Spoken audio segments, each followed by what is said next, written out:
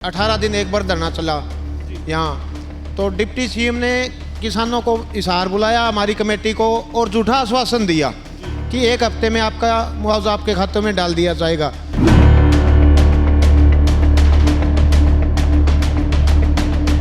दो महीने वेट करने के बाद फिर 65 दिन धरना चला।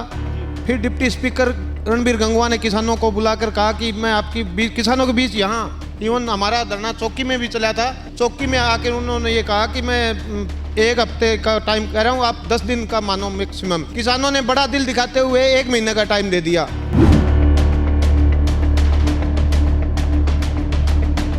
उस बात से दुखी होकर 17 तारीख को फिर से किसान धरने पे बैठ गए हैं। हरियाणा के मुख्यमंत्री ने किसानों को चंडीगढ़ बुलाया था और आश्वासन दिया था कि 2 दिन के बाद नलवा हल्के का मुआवजा डाल दिया जाएगा।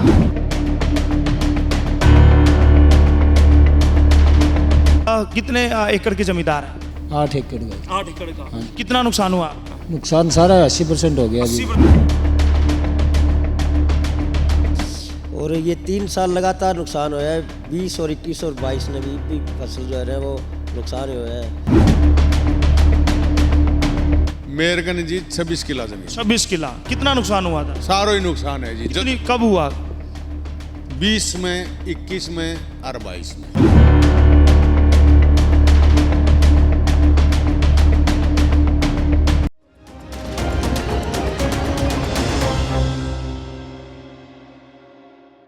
नमस्कार, स्वागत है आपका हरियाणा आज पर। हरियाणा आज आदमपुर उपचुनाव को लगातार कवर कर रहा है। आपको नेता, राजनेता और पार्टियां सभी हम दिखा रहे हैं, जो भी इंटरव्यू हैं वो आप लगातार देख रहे हैं। लेकिन चुनाव से इतर भी एक मामला है जो आदमपुर में घटित हो रहा है। आपको मैं दिखा दूं कि मैं बालसमंद में हूं और तहसील के बिल्कुल सामने हूं, और आप देख रहे होंगे कुछ लोग यहाँ पर बैठे हैं, या यूं कहा जाए कि ये किसान है और यहाँ धरने पर है। धरने पर क्यों है? आपने खबरों के माध्यम से देखा होगा, फसल खराब हुई, उसके मुआवजे को लेकर 65 दिनों तक धरने पर बैठे रहे। सरकार ने मांगे मान ली और कहा कि 48 घंटे में आपकी मांगे पूरी होंगी, आप धरना ख़त्म कर दीजिए। इन भोले भाले किसानों ने धरना ख़त्म कर दिया। 2 महीने तक इंतज़ार किया, लेकिन फिर भी मांगे नहीं मानी गई। हार कर, थक कर, परेशान होकर वो फिर से यहाँ धरने पर बैठे हैं। मांगे वही हैं, मुआवजा। बात करते हैं यहाँ पर। क्या नाम है आपका? मेरा नाम है जी विजय भाम्बू। विजय भाम्बू, बाम्बू। कमेटी का उप प्रधान हूँ जी। प्रधान है आप? हाँ जी। बाम्बू साहब, कितने दिनों से धरना चल रहा है, क्या मांगे हैं? देखिए, मैं आपके चैनल के माध्यम से लोगों को बताना चाहता हूँ कि पहले 18 दिन एक बार धरना चला यहाँ, तो डिप्टी सीएम ने किसानों को इशार बुलाया, हमारी कमेटी को, और झूठा आश्वासन दिया कि एक हफ्ते में आपका मुआवजा आपके खातों में डाल दिया जाएगा। तो उनके आश्वासन से किसानों ने धरना उठा लिया। 2 महीने वेट करने के बाद फिर 65 दिन धरना चला। फिर डिप्टी स्पीकर रणबीर गंगवा ने किसानों को बुलाकर कहा कि मैं आपकी किसानों के बीच यहाँ, इवन हमारा धरना चौकी में भी चला था, चौकी में आकर उन्होंने ये कहा कि मैं एक हफ्ते का टाइम कह रहा हूँ, आप 10 दिन का मानो मैक्सिमम। किसानों ने बड़ा दिल दिखाते हुए 1 महीने का टाइम दे दिया। उसके बावजूद नहीं मुआवजा डाला गया, तो अब उस बात से दुखी होकर 17 तारीख को फिर से किसान धरने पे बैठ गए हैं। 2 दिन पहले हरियाणा के मुख्यमंत्री ने किसानों को चंडीगढ़ बुलाया था और आश्वासन दिया था कि 2 दिन के बाद नलवा हल्के का मुआवजा डाल दिया जाएगा। आज उनकी समय सीमा समाप्त हो जाएगी। अभी तक तो ना तो कोई मुआवजे की बात हुई है, ना किसी के खाते नंबर लिए गए हैं। तो प्रधान जी, जानना ये चाहता हूँ, कितनी फसलें, कितने एकड़ खराब हुई है और कितना मुआवजा बनता है? देखिए, 2020 में, करीब 2020 में हमारी यहाँ मतलब फसलें खराब हो गई थी, तो सरकार ने उसकी गिरदावरी नहीं करवाई थी। वो भी हमने आंदोलन करके यहाँ पर 30-40 दिन आंदोलन किसान रहे। उसके बाद स्पेशल गिरदावरी हुई और वो नुकसान का आकलन कर दिया गया, जो कि मतलब 40 से 75% तक किया गया। उसके बावजूद आज तक वो मुआवजा पेंडिंग है। 2000 वो भी पेंडिंग है। उसके बाद 2021 में नुकसान हुआ, जिसकी इन्होंने गिरदावरी नहीं की। हमने जब आंदोलन बालसुंद, आदमपुर और खेड़ी चोपटा में हुआ तो तीनों तहसीलों का की एक रिपोर्ट बनाई गई कि यहाँ नुकसान तो हुआ है पर आंकलन सही से नहीं हुआ, इसलिए इनको मतलब कंपनसेशन दे दी जाए। कितने एकड़ है जो खराब हुई है फसल? खराब तो एकड़ लगभग सारी फसलें ही खराब हुई थी जी। कितना कितना, मैं एक आइडिया जानना चाहता आप मैं बताता हूँ, मैं पूरी तहसील के खराबा था। इनने क्या किया, 19 गांव की पूरी फसल खराब थी। इनने मुआवजा देने में भी मतलब अपनी दोगली नीति अपनाई। इन्होंने जो इंश्योर्ड किसान थे, बीमित और गैर बीमित, 2 कैटेगरी बना दी। तो जो अब जो मुआवजा दे रहे हैं वो केवल ये गैर बीमित किसान को दे रहे हैं, वो भी मतलब 5 एकड़ का। मतलब बीमित को तो कहते हैं बीमा कंपनी देगी और गैर बीमित को सरकार देगी, और वो भी 5 एकड़, चाहे उसके 50 हैं चाहे उसके 20 हैं, 5 का मिलेगा। ऐसा क्यों? अब तो वो सरकार ही बताया जी, ये किसानों के साथ अनदेखी हो रही है किसानों की। आपके पास जो धरनागत किसान है जिनके नुकसान हुए वो कितने एकड़ के किसान हैं यहाँ? यहाँ देखिए जी, यहाँ 1, 2, 5, 10 एकड़ से लेके 50-100 किलो तक के जमींदार हैं। नुकसान तो देखो सबका होता है जी, बड़ा जमींदार है उसके ज़्यादा नुकसान है, छोटा जमींदार, सभी को लाभ मिलना चाहिए। क्या आपका जो धरना है ये किसी बैनर के नीचे है, जैसे भारतीय किसान यूनियन है, किसी और संगठन के बैनर के नीचे? ये हमारा बालसुंद किसान संघर्ष समिति के नाम से है हमारी, और जिसमें पूरे संयुक्त मोर्चा और तमाम किसान संगठनों का हमें समर्थन है। उनका समर्थन है? हाँ जी, वो लोग आते रहते हैं यहाँ? जो पिछले दिनों 65 दिन धरना चला था उसमें सभी हरियाणा से और यहाँ तक कि यूपी से भी और पंजाब से भी लोग आके उन्होंने हमें किसान। अगर संख्या में बात की जाए तो धरने पर कितने लोगों की संख्या रहती है? अमूमन अभी 3-4 दिन से ही हमने सांकेतिक धरना चलाया है, तो क्योंकि फसली सीजन है उस करके अगर 2-4 दिन में सरकार हमारी मांगे मान लेती है तो कोई दिक्कत नहीं।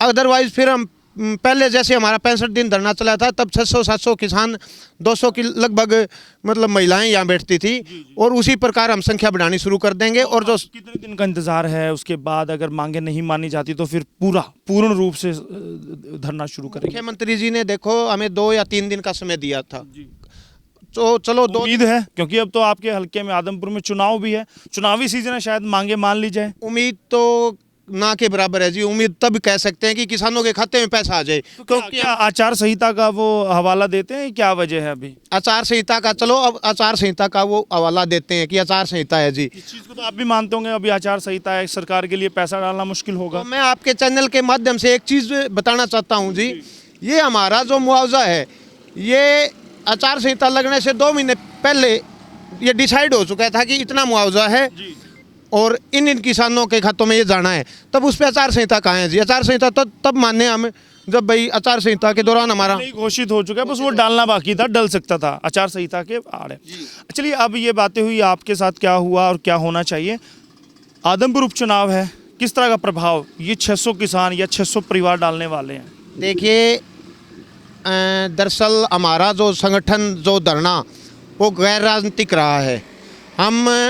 अगर हम सरकार को चेताना ज़रूर चाहते हैं, अगर उन्होंने किसानों की अनदेखी करी तो उनके लिए भारी पड़ेगी। तो किसके साथ जाने वाले हैं किसान सभी? देखिए, इसके लिए हमको भी कोई राजनीतिक बात चैनल के माध्यम से हम नहीं करते, सरकार के खिलाफ जाएंगे। सरकार के खिलाफ जाएंगे, चाहे वो किसी पार्टी पर जाए या नोटा पर जाए? हाँ, सरकार के खिलाफ जाएंगे और सरकार को हराने का काम करेंगे अगर किसानों की अनदेखी हुई जी। मतलब 2 तारीख तक अल्टीमेटम मान लिया जाए सरकार के? 2 का, या मान लो जी बस 2 दिन का उन्होंने कहा, 1 या 2 दिन दीपावली तक हम करते हैं। त्योहार के बाद हम बड़ा धरना यहाँ शुरू कर देंगे और वो सरकार के लिए मतलब गले की फांस बन जाएगा।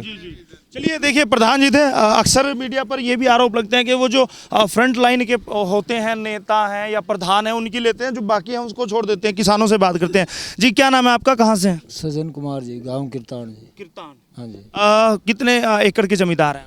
8 एकड़ का। 8 एकड़ का। कितना नुकसान हुआ आपका? नुकसान सारा 80% हो गया जी। 80% नुकसान है। तो अब चाहते हैं मुआवजा मिले? हाँ जी। मुआवजा नहीं मिलता तो धरने पर बैठे रहेंगे? बैठे जी, पहले बैठे बैठ गया जी। हाँ जी। जी। परिवार की महिलाएं भी आकर बैठती हैं? आती है जी, एक तो खेत में लग रही है, काम निपटा रहे हैं। देखिए, यहाँ पर एक सिस्टम बनाया गया है कि कुछ लोग धरने पर आएंगे, कुछ खेत का काम संभालेंगे, क्योंकि अभी वक्त है फसल का, चुगाई का काम चल रहा है, उसको छोड़कर भी आप धरने पर बैठे हैं, मजबूर हैं बैठने के लिए? हाँ जी, मैं गांव बासटा से हूँ, नाम मेरा उमदास सिंह है और ये 3 साल लगातार नुकसान होया है। 20 और 21 और 22 में भी फसल जो है वो नुकसान ही होया है। ये सावनी की फसल में तो बहुत क्या सरकार आंखें मूंद कर बैठी रहती है? सरकार हमें किसान ही नहीं मानती। बोले खेता में ला रहे हैं किसान तो, और बोले ये बैठे हैं ये किसानी को नहीं मान रहे वो। ये भी कहते हैं वो तो वहाँ जो जिन्होंने बॉर्डर पे धरना दिया था उनके लिए कहा गया ना। लेकिन माने किसान तो कौन माना, लेकिन ये बुझ लो किसी की 2 एकड़ जमीन है तो होता होगा, हो सकता है कि हो सकता है आप लोग भी फॉर्च्यूनर में आते हो इसलिए किसान ना मान। की मोटरसाइकिल पर पैरा चाल गया है जी। देखिएगा अक्सर ये बात भी चलती थी कि जो फॉर्च्यूनर में आता है वो किसान नहीं होता, लेकिन अपनी मेहनत के दम पर फॉर्च्यूनर क्या हुआ, हेलीकॉप्टर ले, जहाज ले, वो उसकी मेहनत है, किसान मेहनत करके लेता है।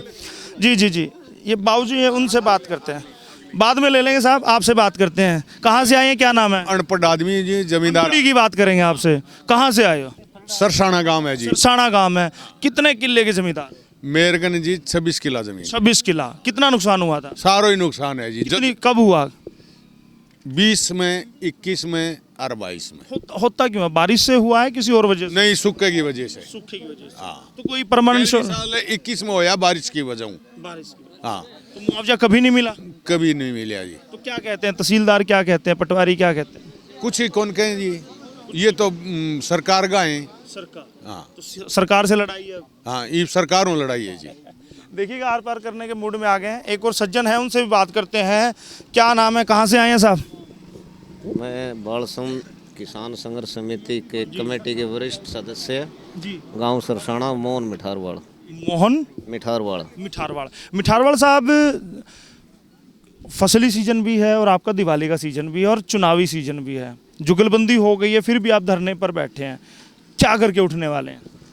देखो जी, हमारी मांगों को मान करके उठेंगे।